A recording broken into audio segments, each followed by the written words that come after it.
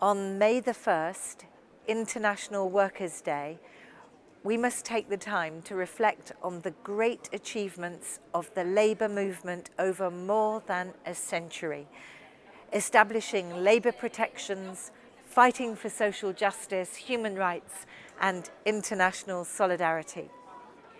But as we look around, we can see that the fight must continue. Working people across the UK, especially young people, face precarious working conditions, job insecurity and stagnant wages. Since the Brexit referendum, the falling pound has meant drastic price increases in shops and supermarkets. Brexit itself has not yet happened, but already jobs are being lost.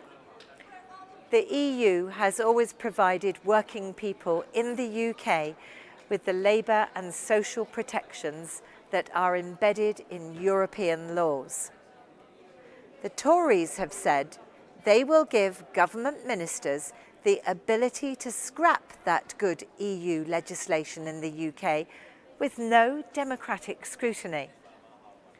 In this snap general election, there is a clear choice for all of us. Allowing the Tories to get rid of all our rights at work, scrapping our European rights, or vote for a government that will protect them. Indeed, Labour is right to say loud and clear that it will protect all of our EU social and environmental laws after Brexit, that it will seek to maintain our membership of the European market and important organisations that keep us safe like Europol and Eurojust.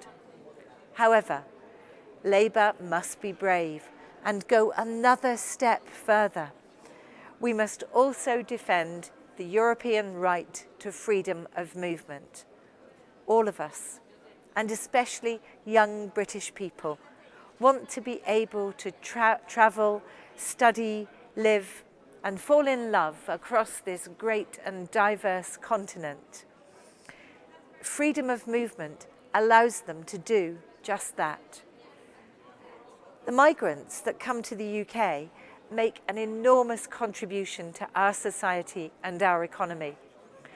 Even government ministers have admitted that immigration numbers are unlikely to come down after Brexit because we need migrant labour. The international labour movement has always been internationalist by nature. It has always wanted to bring down borders and promote solidarity among peoples. Freedom of movement is a progressive socialist value, and we must make the case to defend it on International Workers' Day and every day. Polls now show that 2/3 of British voters think that Brexit was the wrong decision, or they're not sure about it. Labour must stand up and say that a hard Tory Brexit is unacceptable and that unless our rights and economy are protected, we will oppose Brexit.